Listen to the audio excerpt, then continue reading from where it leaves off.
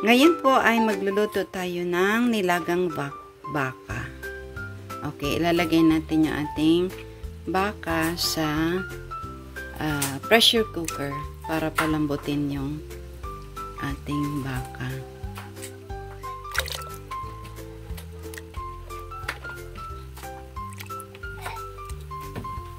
Okay. Palalambutin natin siya ng mga 25 minutes. Takpan natin yung ating pressure cooker and check natin siya after 30 minutes kung medyo malambot na. Then, saka natin lalagay yung ating mga ingredients na iba pa. Okay, medyo malambot na po yung ating karning baka. So, ilalagay na po natin yung ating carrots, yung ating corn,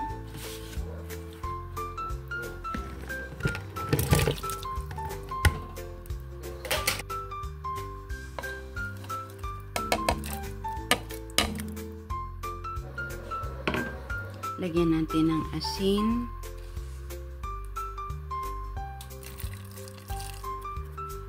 at konting paminta.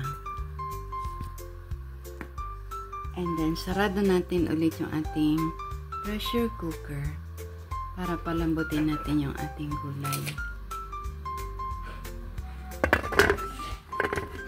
Ngayon po ay malambot na yung ating carrots at yung ating mais. At lalagyan natin ngayon yung ating beans. Pagkatapos ay yung ating cabbage.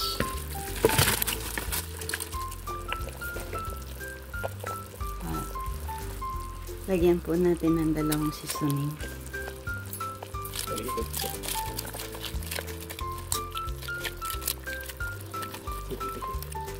Siguro magdadagdag ako ng tubig kasi parang na-dry na siya.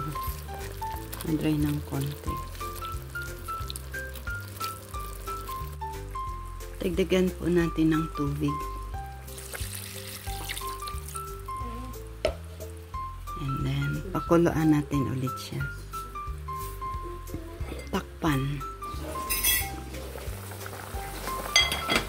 Ayan, luto na po yung ating nilagang baka.